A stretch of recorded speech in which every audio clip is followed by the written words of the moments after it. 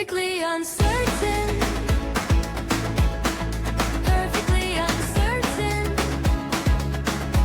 Because everything we're feeling lives in the in-between.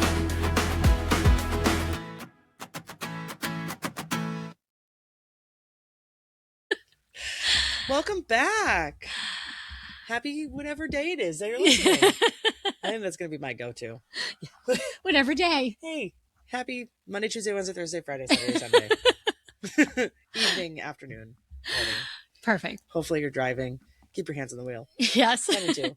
Pay No attention to phones. the road while you're also listening. Get off your phone. Unless you're putting our podcast on, and then that's fine. And then that's perfectly fine. At the red light. Yes. Yeah, we don't condone texting and driving. Safety first. Always. Always, always.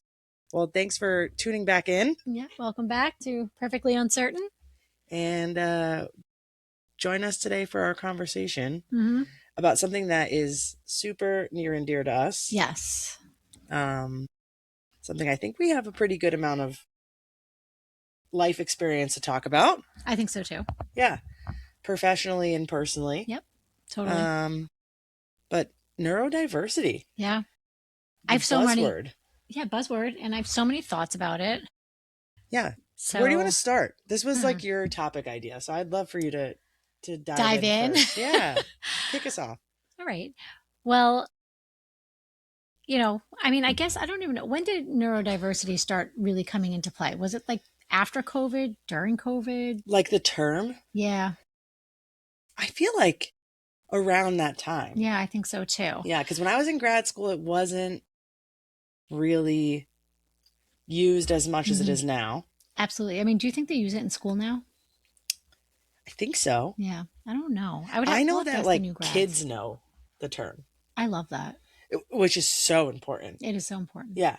But I mean, I graduated graduate school in 2020. Mm-hmm. And I don't think we used it as much as we're using it now. But I also don't think I was taught a lot about, I want to choose my words super carefully, because I think we were taught a lot about different neurotypes and different genetic disorders or other things that you would see in our field. But I don't necessarily think I was taught about neuroaffirming care. Right.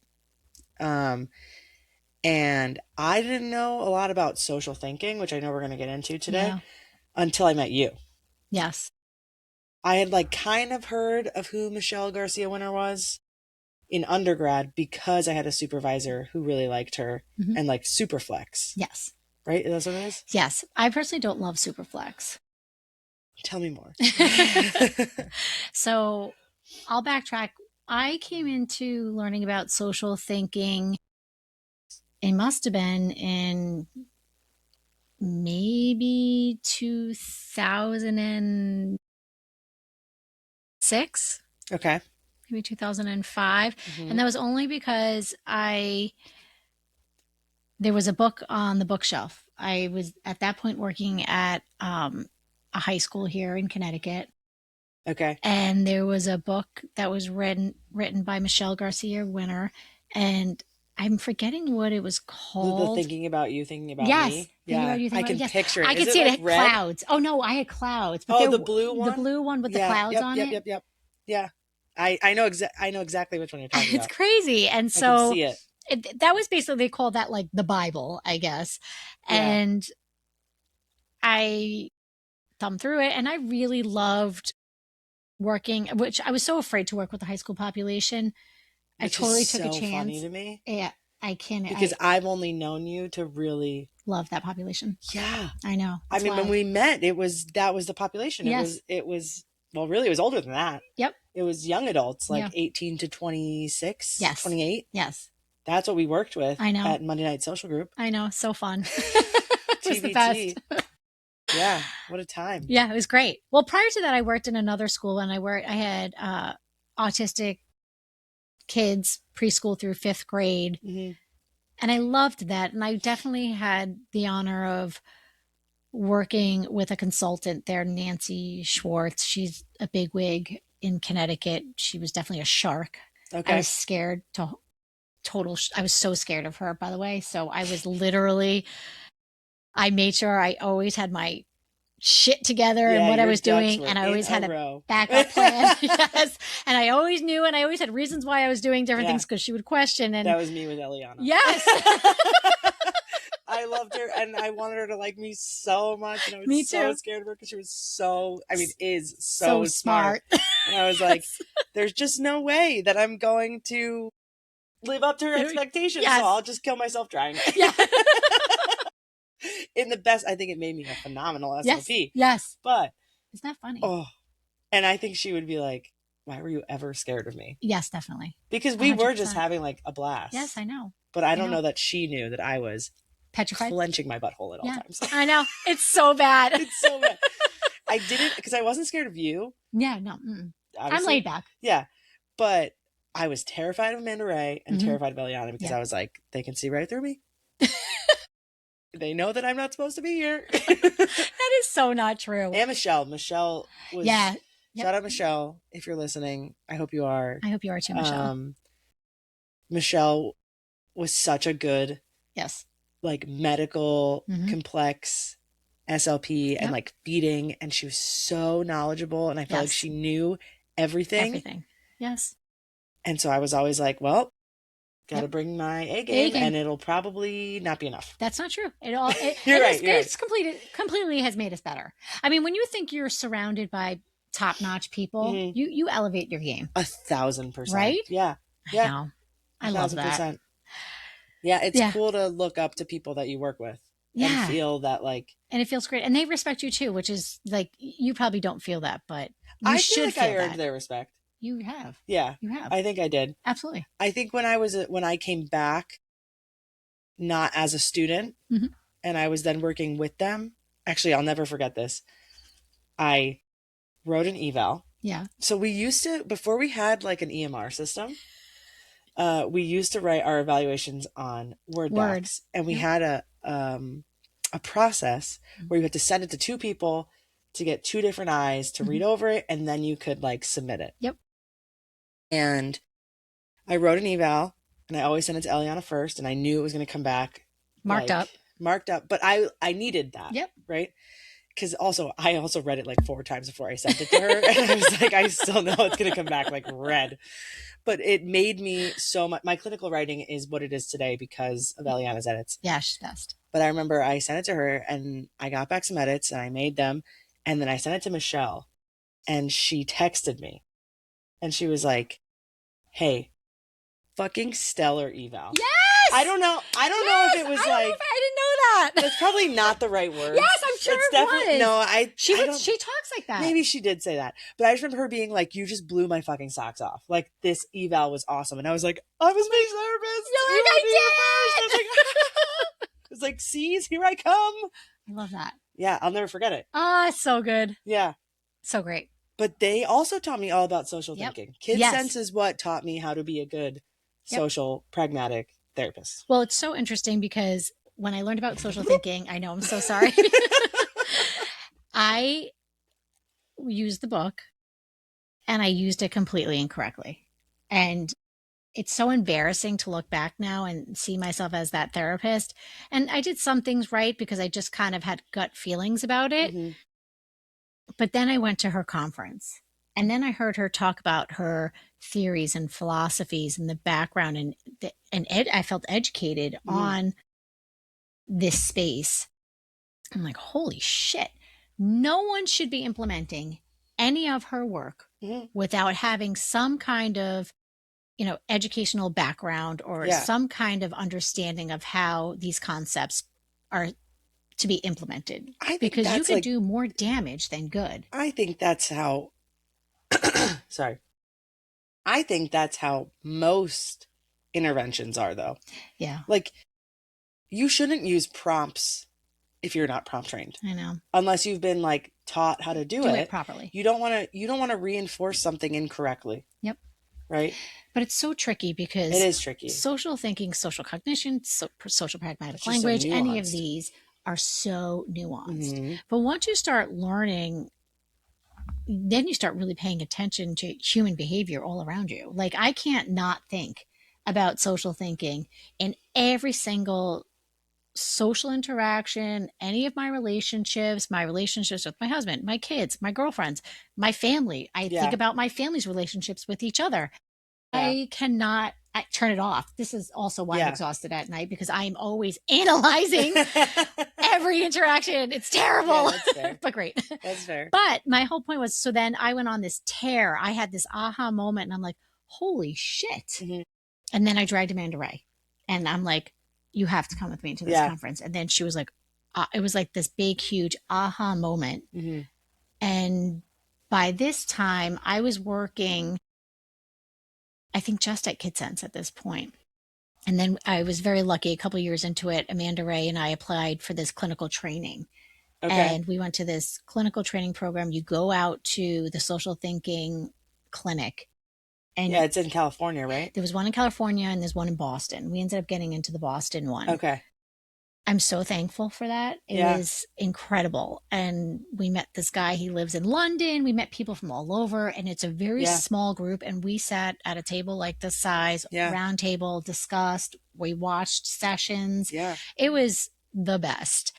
And I just Some feel real like hands-on learning. yeah, and I just really strengthened my understanding of social thinking. So then, and executive functioning, honestly, because you cannot have an executive Talk about that for social hours and cognitive hours and hours. deficit without also having an executive functioning Well, deficit. they're just like entwined. they're too entwined. Yeah, It'd they be go like a hand in ball hand. of yarn. You can't Yeah, piece those out. absolutely It's one not. string. It is, absolutely. Yeah. And so when we strongly believed in it, and Eliana came to the conferences, Mhm. and then Michelle, and then I was Mhm. very fortunate. They released some free videos because They're still on the website. Yeah, Those webinars. yes, That was like my first when I got hired at KidSense. It was like, you need to watch these 10 videos. yes, you need to watch these 10 videos and have an understanding of what this is. Mhm. In our Milford clinic and in Danbury, but mostly our Milford clinic, we get a lot of kids that have a diagnosis of autism, ADHD. Maybe they're not even diagnosed, but you know, At the end of the day, it doesn't really matter. It doesn't matter, but they all Yeah. exhibit these, emotional regulation. It all goes hand in hand. And so we need to know how to properly support these clients and these kids in a very safe, loving way. Right. So That's where I feel like before this idea of non-compliance or like compliance-based therapy, like before all this came out, I feel like we were kind of already doing it. yes, Right? Yep. Like, say you've said this about like Gestalt. GLPs, Yep. right? Like there's this whole idea of figuring out where their scripts or language is coming from and like learning that and then jumping into their plan. Like that's kind of always how we've approached therapy. I know not maybe everyone is fortunate enough to have the space or the time to do that. Right? Like we are fortunate that we work in a private practice. We're not bound by the school system or anything. It's much easier for us to follow the client's lead. Yeah, absolutely. And it's so funny. I do say I was practicing that before it was cool. Before it was the biggest 100% you were, buzzword. because that's how I feel like I was taught to do it. Yes. And that's how I feel like you guys taught us to do it, was like, because before that, all I'd seen is tabletop. Yes. And that's what I was taught to do. Yep. Well, even like Amanda Ray, when she first came, like, she only worked at tabletop, and then she came to the clinic. And if you don't know what we mean by that, like tabletop therapy, we're saying like you sit at a table with a client and you do drills. Yep. Regardless of what skill you're targeting, you have a deck of cards and you're drilling and you're getting the correct response and you're tallying. Like it's basically discrete trials. Yep. Right? Like that is, and that's kind of a lot of what you're taught in grad school. Absolutely. For certain things like articulation and language. Like you're taught to do worksheets. You're taught to follow the, state guidelines of what needs to be met by what grade, which is kind of why I don't like working in a school. Same. I think the reason why I loved working at the school I did work at for KidSense was because it was an out-of-district school. Yes. It was an outplacement. It was an outplacement school, and if you tried to drill, you're dead. I would have gotten the table flipped. Table would have been flipped because they flipped it for less. They would have been like, "Fuck you, lady." And they did. They'd be like, fuck you, miss. I'm not doing this shit. Yeah. No. Yeah. No. I could talk about that. I have stories for years Yeah. about that. But like, there was no way, if you didn't have rapport or relationship built, that Yes. you were getting anything done. But isn't that at the core of all of this social thinking, GLPs, any of your not even just language, any approach to any of your clients, it literally comes down to connection. Oh, 100%. And that's what it is. And that's why I think when parents go to other places, I'm not saying that other places don't have great therapists, because they do. Yes. And they're out there. But what I'm saying is, when I've had parents go to another clinic and then they come to our clinic and they say, I don't know how you got my child to do so much in the eval, or I'm so happy that even though they didn't do a lot, you were able to pick up on things or willing to work with me to see where they're at. Yeah. Like, that's why I know what we're doing is right. Oh, yeah. And we're making a huge difference. 100%. And that feels amazing. I mean, really, that is why we're all in this field. Of course, if you're in it for the money, you're broke. Because we are broke. If you're in it for the money, you are not good with money. No. Wrong choice. Yeah, you made the wrong choice. I mean, you couldn't be in this for money. Yeah, no way. Because at the end of the day, regardless of what setting you're working in, if you're in healthcare, you're doing something to be in service. Like, clearly you like seeing the impact you have with people and the connection, regardless if maybe your setting allows for you to have that kind of connection. Yeah. That's why you got into it. Absolutely. Yeah. That's why you got into it. You wanted to make some sort of a difference or make an impact. Yeah. That's positive. Yeah. I love my job. Yeah. Yeah. Right? Love it. Perfect job for you? I don't know what else I would be good at. Me. Well, I would maybe love to be an OT. I'm like a secret half OT. We're spots. We're spots. We're speech OTs. Speech OTs. I think outside of the speech therapists I've learned from, there are OTs that have taught me so much. So, yep, absolutely. Like Amy Chapa. Amy Chapa. Hopefully one day we'll sit at this table to educate the world. But Amy Chapa is one of the best OTs I've ever met. Yeah, same. She's one of the best. I've learned so much from her. Mm-hmm. I've learned so much from Jamie. Oh, yeah. Yeah. Jamie Hoyle, also phenomenal OT. Yeah, so great. Amanda G.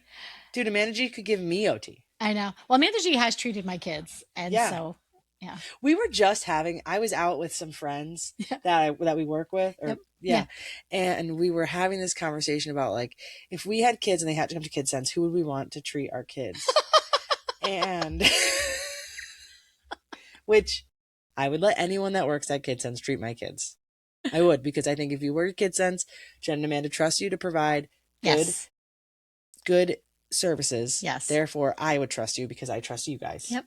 Yeah, I appreciate that. But if I had my pick of the litter, if you did, I was like, Jamie, Amy, Amanda G. Yep. And that's just OT. But I was like, I'd let them raise my children. I know. And then I was like, well, if it's speech, I was like, can I do it? Yeah.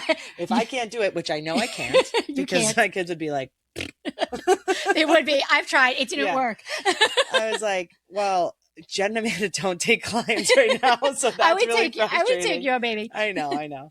But I was like, I'd let any of our speech team. Yeah, I know. I mean, we don't have a big one. We don't. So there's not as many to choose from. But I was like, honestly, Kate C's our most seasoned clinician that treats right now. Like, that much, I'd let her obviously treat my kids. She treated Madeline. Yeah.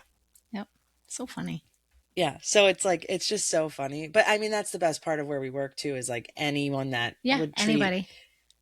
My kids, I would feel 100% confident in. When you start thinking about, like, I think about my kids, like, each one had a different therapist. And each one was matched perfectly for their personality. And I think that's the biggest thing. We're so lucky that there have been times where I've been like, we're just not meshing. And I'm like, I need to shift this client over. And I feel fortunate that I could confidently do a swap.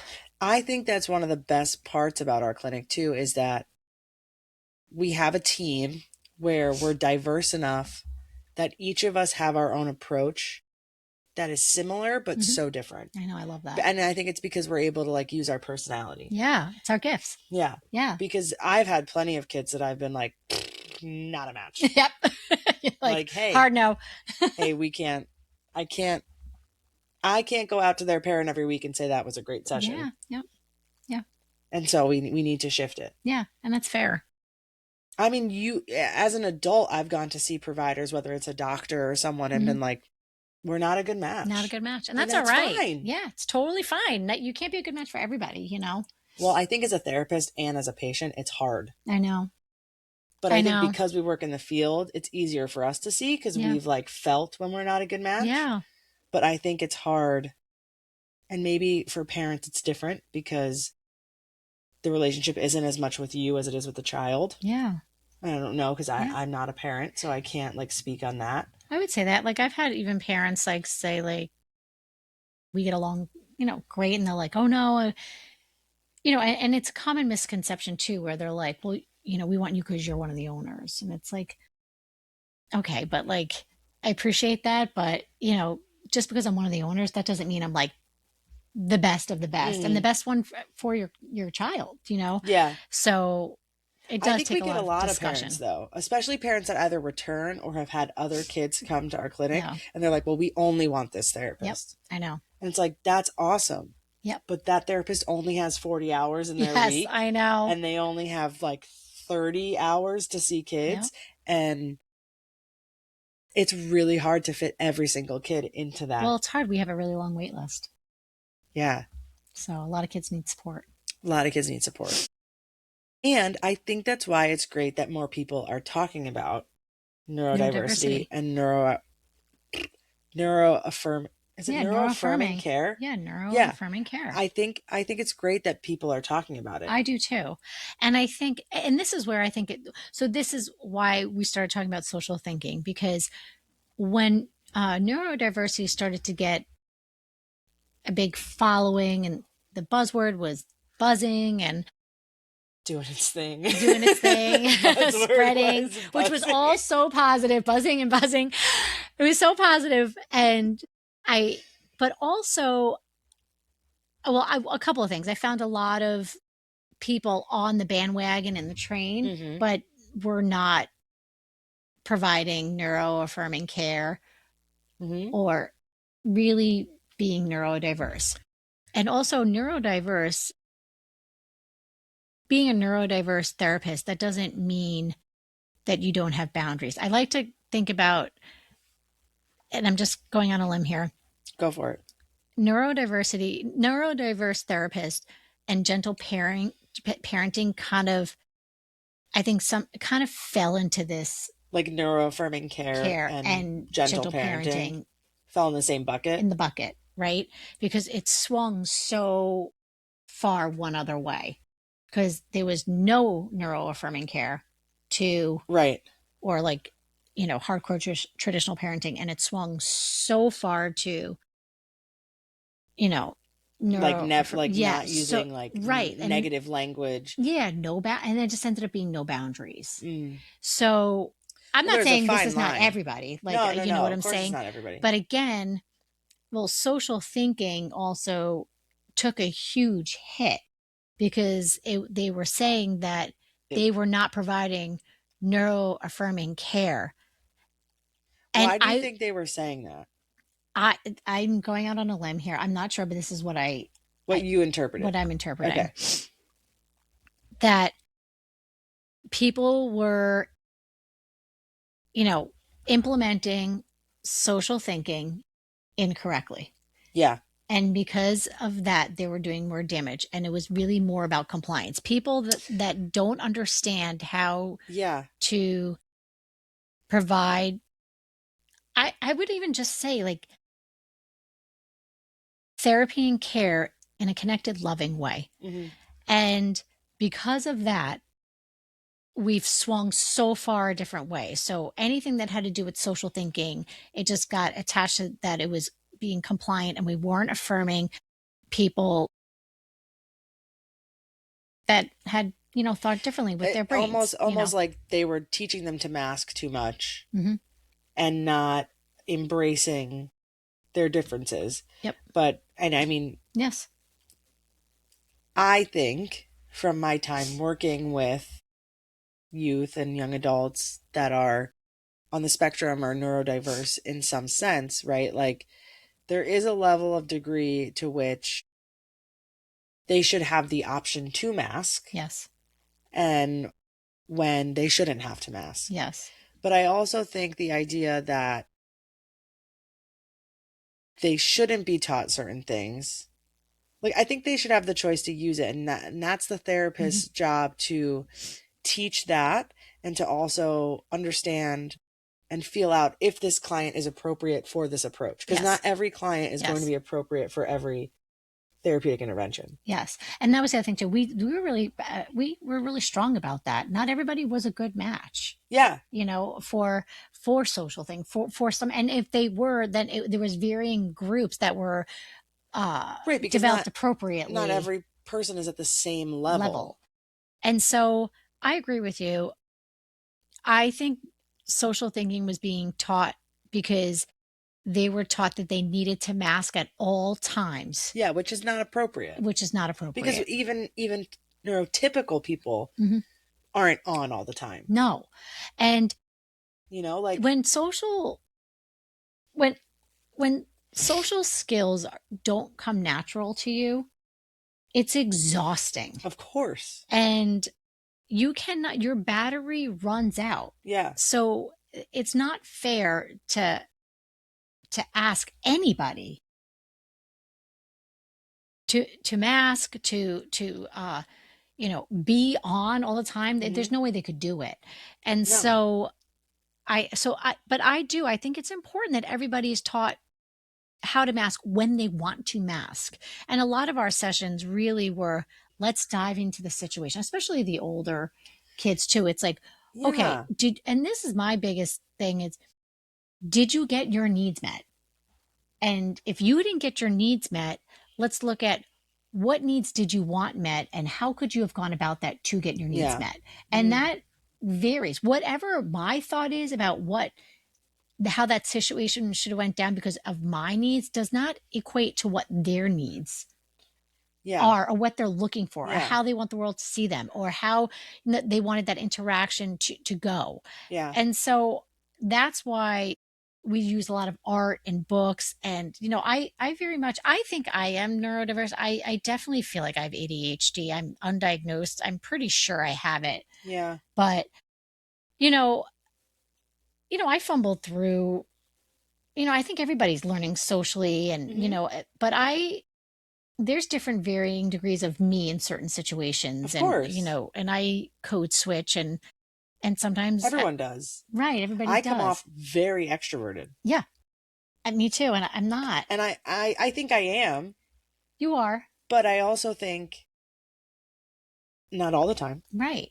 And a lot of I've the time gotten I'm doing older. it because that's how I know I can fit in. Right. Exactly. You know what I mean? Like I know that if I can make a joke, which is typically what I do. I know you're very funny. Thank you.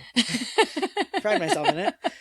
But I know that I can be funny and that's how I can like survive in situations. Yes. Right? Yes. Yes. But then immediately if I'm not like that, it's like, what's wrong? Yeah. Are you okay? It's like, dude, I'm just fucking tired. Yeah. I'm chilling. Like Yeah. I need a minute. But I've also found through my years of doing therapy with young adults, especially in the last couple of years, because I was really working with a high school population and young adults, is that the thing I was focusing most on was teaching them to not be taken advantage of. Yes.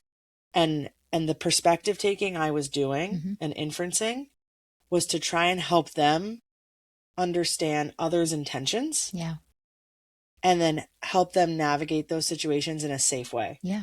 Because my biggest fear for a lot of our kids is how easy it is for them to get taken advantage of, especially online. Yes. It's I scary. have never done more intervention about social media and texting, and I've never even put that much thought into it about how I use it. Yep. And then to see how kids are using it today, it's like, it's terrifying. It's terrifying. It's terrifying. You know, and we've talked a lot about how I am always thinking about if I have kids, when I have Yep. kids, XYZ. Yep. The biggest thing that Jeff and I have talked about is how grateful we are that we grew up in a time where, yes, social media came out, but we were older. Yeah. Jeff was in college when a lot of stuff came out. Yeah. I was in high school, but like it wasn't what it is today. Yeah. It's crazy. And I am so scared and sad and like upset by how much it like runs the youth. Yep. And Well, think about how hard it is for someone that's neurodiverse to interpret things in real time Yep. with instant feedback Yep. to then be navigating social media. It's crazy. It's like That, it's like social skills like on steroids. but also like the nuance there, you have no tone. I You know. don't know timing. Like Nope. there's so much that gets lost in texting alone and then fucking Snapchat. Dude, Oh, I know. fucking, I hate Snapchat. I hate Snapchat. I hate Snapchat for the kids that are on the neurodivergent list and kids that are not. Yep. Because Snapchat is, my God, I hate Snapchat. Yeah. I don't think things should be able to disappear. Yep. I don't think you should be able to have more than one Snapchat. The ease at which kids can make 10 Gmails and have 10 different I know. Snapchats and 10 different TikToks and send all these different messages. Yep. Like, it makes my head hurt. I know. And I'm 30. I know. I know. It's Imagine bad. being 15. No, it's crazy. No. I'm getting amped up. Yeah. I'm getting anxious for them. I know. And they feel so anxious. Of course they do. I know. How do you not? I know. I know. It's hard. How do you not? And so like half our therapy is then validating this fear and anxiety and confusion that they feel and then trying to help them piece it together and navigate it. Sorry for the quick interruption. We just wanted to say a big thank you to everyone watching and sharing. And if you're not already following us, please give us a follow on YouTube, Instagram, Spotify, Apple Podcasts, TikTok, wherever you can find your podcasts. We'd really appreciate it. Thanks for being here. Yeah. There is no book that I am aware of for a therapist or program to follow that helps you teach kids today who are neurodivergent or not how to navigate friendships and social media. Yep. I just don't know any. No, but that's what I'm saying. It's all, it's nuanced. Yeah. And so that's where I think some of those old, and please tell me if I'm wrong for doing this, and I apologize if I am, but because I've already done it. But like I've taken old concepts like think it or say it, or like uncomfortable thoughts, right? Or comfortable versus uncomfortable thoughts, or expected, unexpected, right? And then to apply that to social media, it's a lot harder, but I think it's super important because I think sometimes the manifestation of a disability comes out and then you're in trouble. Yes. Or now you've embarrassed yourself and it's on your digital footprint. Yes. And it doesn't go away. No. I know. It's so scary. Or then it's spread to the entire school. Yeah. And then everybody knows. And then everybody knows. Yeah. It's terrible. You can't get that back. Nope. And so I do think in those situations, it is important to teach them that unexpected actions have real consequences. Yep. Yes. And then that's for everyone. Yeah. Neurodivergent or not. Yes. Yes. And just because you don't know some of those hidden rules. Yes. Here I am pulling all my lingo out. I know.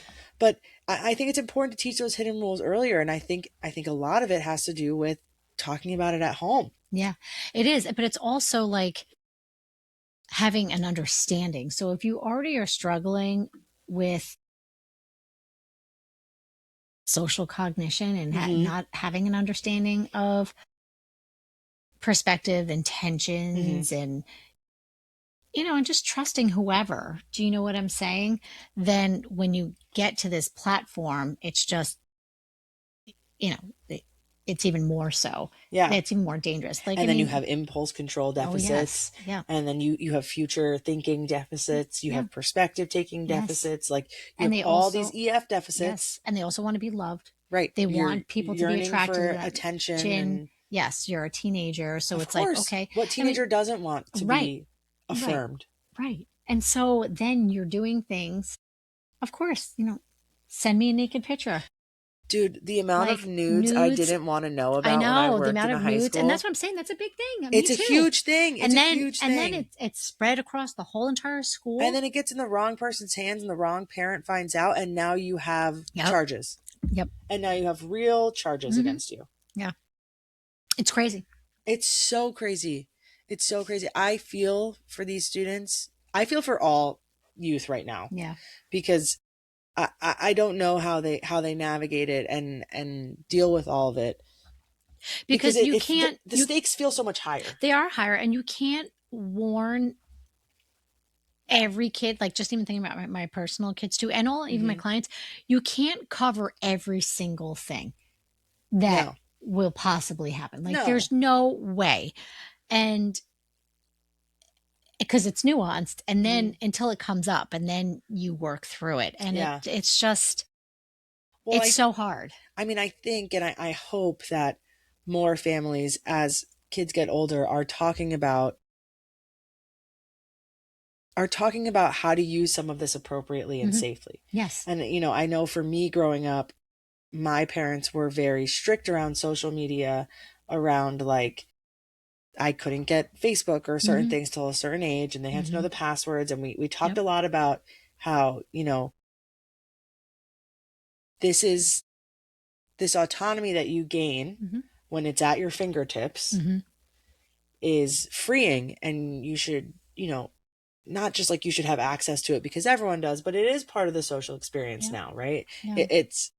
It's great to think like, yeah, when I have kids, I won't let them have social media, but that's not the case because it's so entwined in their lives. Yes.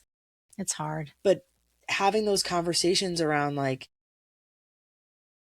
this is an appropriate way to use it, and using it inappropriately at times might be part of learning and stumbling through that and growing up and some of those growing pains. But you've really got to be careful with how far you push that line, because there's a lot of real consequences that come along with it. Absolutely. And you don't want to, you feel safer behind the screen. Yeah. Because you can't see the immediate reaction from whoever you're interacting with. I know. Right? There's this piece in there.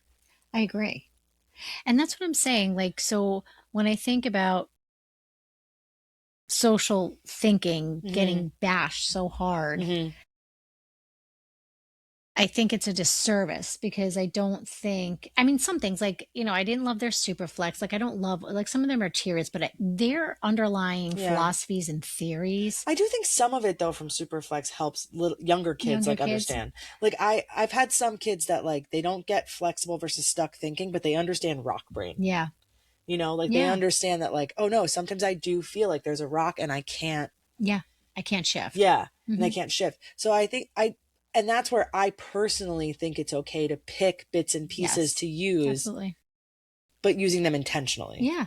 Which I think everyone tries their best to do. Yes, I don't think anyone's using it with malice intent. I don't think anybody's using it with malice and intent. I would hope. No, I think, I just think they don't have an understanding. And you have to have a greater understanding of not just the programs, but just how humans interact and behavior. And there's like a psychology piece to it. There absolutely is. And so like human behavior. Yes, it's human behavior. And so I think you have to have that understanding and really think about people interacting. And really it just comes down to, each individual wants to get their needs met at all times. Like everything, even like somebody that's like volunteering and helping people, it's still a selfish act, because you're doing it because it makes you feel good, because you're helping, you're giving back, but it still fills your bucket in a selfish way. And I don't mean selfish like negatively, but it's still, you get oh my gosh, you're so helpful for everybody. Do you know, so you get validation, and which is fine. It's great, but but it is, everything is driven from a selfish place. And also the way you want the world to see you, or how you want to look or be perceived. And each person has that. You need to figure out how they want, each person, individual that we're working with, how they want each interaction of, or how they want the world to see them. How do they want to be perceived? How do they want that interaction when they leave to be left. Yeah. And if you didn't leave an interaction feeling like that happened for you, then you tend to like stress about it. And Yeah. that's where anxiety starts to, Mhm. It's all happen and connected. increase. And so, and then we talk a lot about repair and how do you repair a situation, and that you can always do that. So, and you never think like, this is not how it is always. We can always go back and repair and circle back.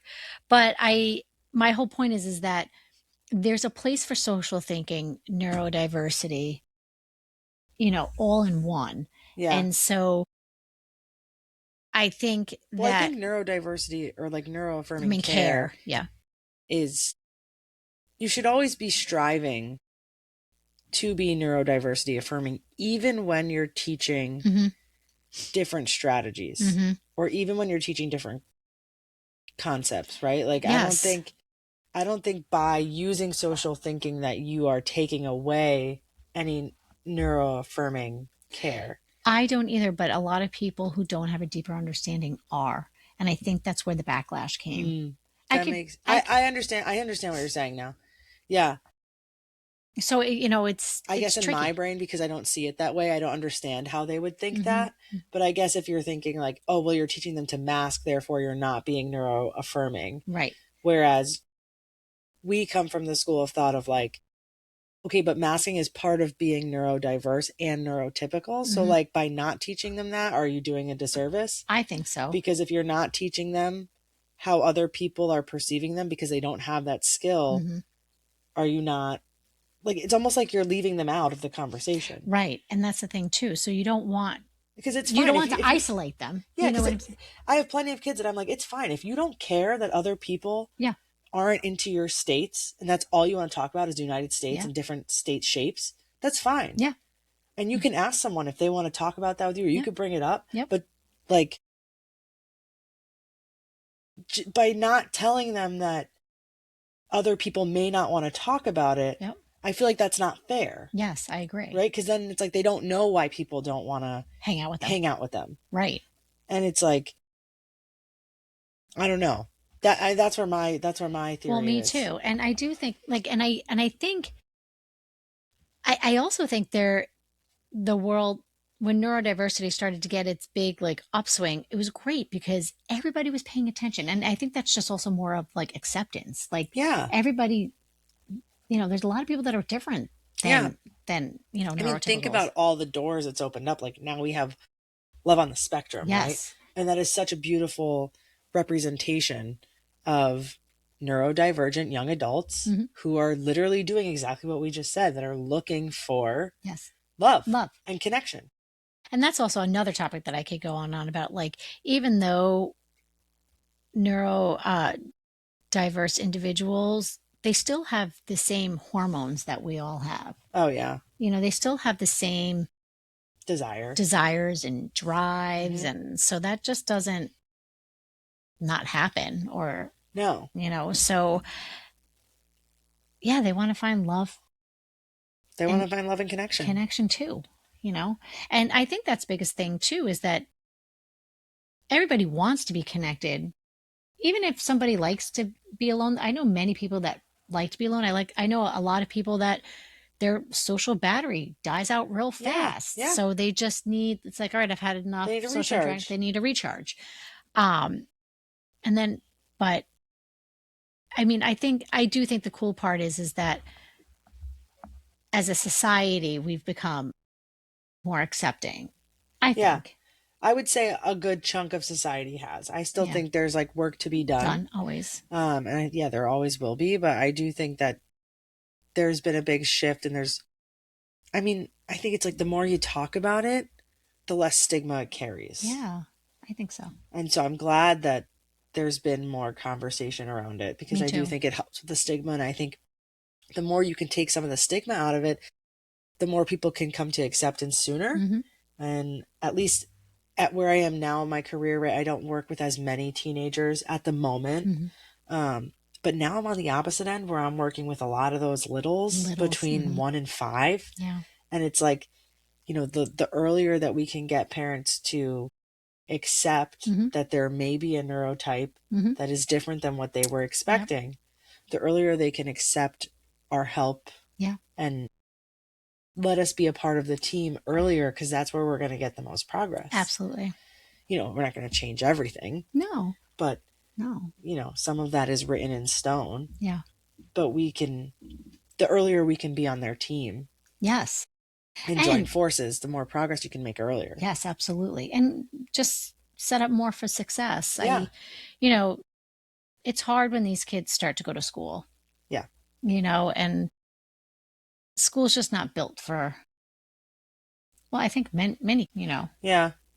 I think school is better now than it ever was for certain kids. Yeah. Like, I do think there are far more resources now. I think that because neurodiversity is such a hot topic, schools are more likely to build in breaks and sensory, we could talk about sensory skills and diets and needs for a while too, because I think that's also a big buzzword. Like, not to throw a hot topic in there, at this point, but there's a lot of sensory play places popping up. Yeah. And I think that that's great, but also, if you are going to consider yourself a sensory play place, you need to have a sensory expert on that team. Yeah, I agree. So with there you. should be an OT. There should be. On that team. Absolutely. Because some of that equipment you have Yeah. needs to be implemented properly, especially if you are going to market yourself for neurodiverse individuals. Yes. Because not every kid should be spinning on a swing. No. Not every kid should be doing that. No. And if you're not a sensory expert, do you know that if they spin one way, they should then spin the other? Yep. Because that's really important. And I've learned that from a lot of OTs. Shout out Alyssa Pierce, who taught me. Yes. I guess Dodge now. Yeah. But shout out Alyssa, because if I didn't spend so many hours working with Alyssa and Vanessa, I would not have learned as much as I did about how to properly use equipment that is in a sensory gym. Yep. And I would be using it incorrectly, and I could dysregulate so many kids. Yes. But when they're in the regulated state and you know how to get them there, then you can make the progress. Yes, that's when the magic happens. That's when the magic happens. Mm-hmm. That's when it happens. And listen, don't get me wrong. I love to get kids riled up. Oh, me too. Because it's fun. It's so fun. We rile and walk away. I know. That's our job. That is our job. All the OTs are like, oh, you're killing us. I'm like, listen, you know how to get this back. And we just had a really good time. Yeah, we had a great time. Well, it was really funny. I was just talking about that. They were just, actually, we just did Ashley Klaus, one of our OTs. She's a great OT also in Danbury. She's a phenomenal OT. She was just doing an in-service. Springfield College, both of us. Yep. Yes. Yeah, me, her, and KT. Springfield College. Love that. Shout out. They, she just did triangle. I love that. Slowly going to insert triangles into all our videos so Springfield College knows it. That's hilarious. I mean, it's so funny. We've gotten really great therapists from Springfield College. Springfield College has dope ass people. I love that. I stand by it. But yeah, so she was talking about neurodiversity and neuroaffirming care and behavior, and it was really great. And someone was saying that, just about kids getting escalated, and I'm going out on a limb here, but I just think if they always come in regulated, and we don't do anything to dysregulate them, then we never see the hard parts. Then they're so perfect in our practice, and I think, well, it's good to work through the moments. It is. And, when I openly said, I like to be dysregulated, like me personally, I like to be slightly buzzing and kind of escalated. And I do not. I like that. But I also hate coming down. Like it's like hard. I can actually really, I was definitely a sensory disaster when I was younger. I was the kid that I only wore dresses until, I don't know, probably upper elementary school. I never wore pants. Yeah. And I remember my parents fighting me to put on pants. I went in first grade. I went to Catholic school, and it was freezing outside, and I have my uniform, and you have your dress uniform, and they're like, well, yeah, you have to wear stockings. And I was like, no, absolutely not. No, I hated stockings. Hate stockings. I still don't like them. No, me neither. And they're like, well, then you have to wear the pants. And I was like, no. And I remember crying. They were like force dressing me. And I was like, but I was that kid. I was a sensory mess. I probably needed to be brushed. Honestly. And no, I was the same way. I was the kid that needed the headphones. Yeah. Yeah. No, I did. Yeah. I didn't my parents paid thousands of dollars to take us to Disney, and we were at the castle for the fireworks. And my dad had to leave with me. Yeah. Because I could not handle, if I could feel noise, see ya. Done. Nope, I was done. Yeah. Fireworks, concerts, anything loud, I was out. I needed headphones or earplugs or something. So funny. Yeah. I'm like, man, I was a mess. But I'd like to be. It wasn't talked about like that, though. No, it wasn't. And like, when I was younger, it was like a known thing that I couldn't handle certain things. And it was like, come on, be brave, you're fine. Yeah. Not, my parents were great and accommodating. That's not what I'm saying. My parents were too. But I was the kid walking out with my fingers in my ears during fire drills. Yeah. You know what I mean? Yeah. I was the kid with the big reactions who got disciplined as a kid in school and missed field days. And I'm sorry. And that's okay. I'm fine now. Yeah, I know. But I would have huge reactions because my emotional regulation was all over the place. I wasn't great with my emotions either. I definitely was just an emotional disaster. Yeah. Like my parents were and some of it is typical. Like sometimes parents come with kids that are like, it's emotional dysregulation. I'm like, well, nope, they're just 5. Yeah. And you have to teach them how to emotionally regulate. Yeah. And, to an extent, there's some kids that it's past typical development. Yep. But a lot of times, at least today, and a lot of times I think some of it is like, well, they're throwing tantrums. And I'm like, well, that's what they're supposed to do. They're a kid. Yep. It's now you have to work on regulating them emotionally. And you need to do it when they're already regulated. Yes. To practice. And then use it when they're dysregulated. Absolutely.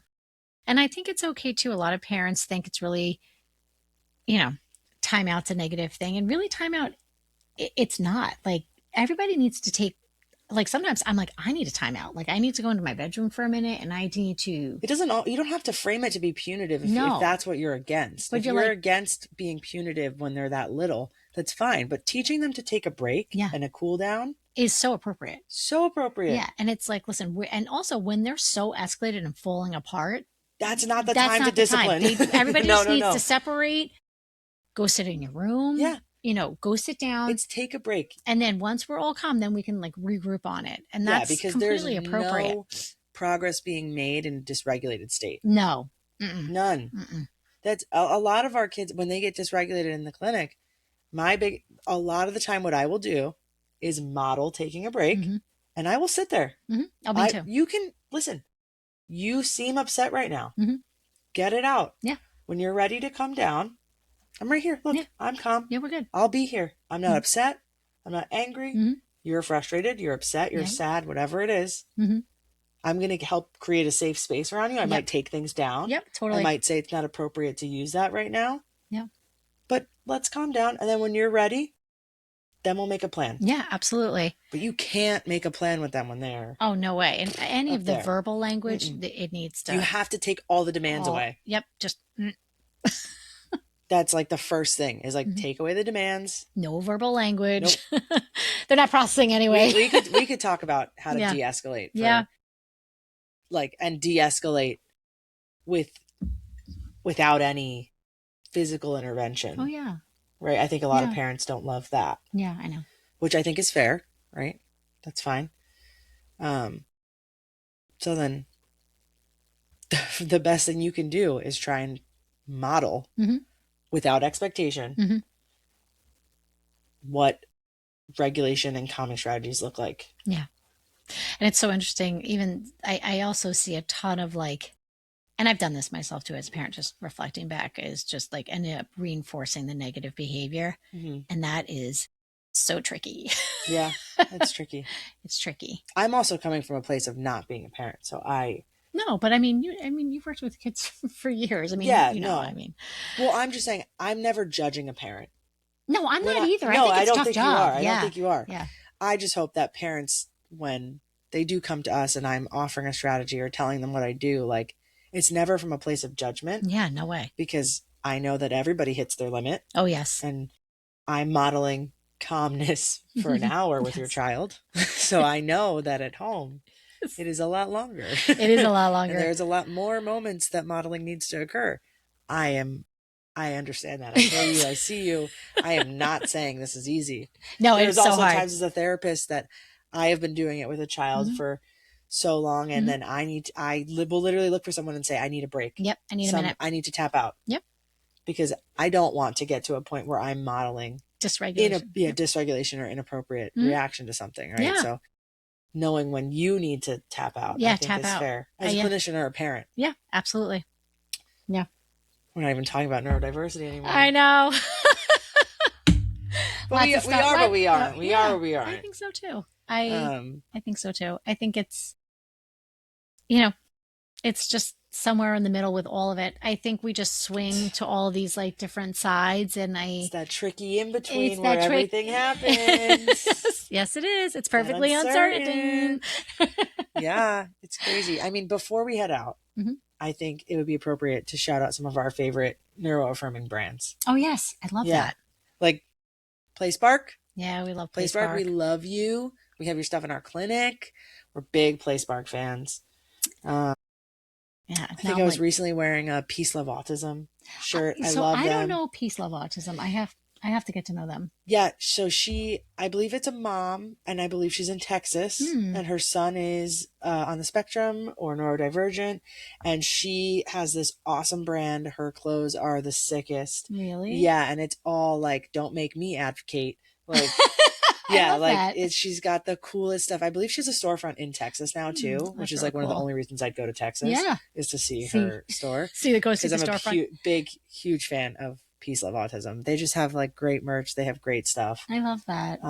They're an awesome brand. I do love the Sensory SLP. Oh, she's awesome. She's and her really husband, great, and her Speech Dude, husband, and they're right? awesome, and they're adorable. They're and adorable. They have a sweet little family. They do. And I think they're great. She's also like she's a spoke. She's a spoke. She Yeah. might be an OT. Yeah. And I think She's because an of her, honorary. I was like, even so, like obviously I've been doing this for years or whatever. I was like, bitch, she stole my idea. What a great idea. Yeah. But no, she's so great. Awesome. She's awesome. They're really cool. I really love them. I really love them too. Yeah. I also really love Rachel Maddow. Oh, yes. She's huge in the AAC world. She doesn't need a shout out, but like shout out to her. I've done like personal coaching calls with her, and she's like, she's wicked smart. Yeah, so knowledgeable. So knowledgeable. I love that. She is my go-to for like all AAC inclusivity things. Yeah, those are just some of our favorites. Like go-tos. And you know, I obviously love Kid Sense Therapy Group. Yes, I love them. They're great. Cool. Yeah, they're cool. We'll end on that note. I feel like they're like somewhere in New Haven County, Connecticut. Check them out. Check them out. They're the best ever. Best therapists around. Instagram, probably. Follow along. A website. Good therapist. I've only heard good things. Best therapist, I would say. Best therapist. Yes. Yeah. Mm-hmm. But hey, we'll see you next time. Definitely. Thanks for being here. Thanks for tuning in. Bye.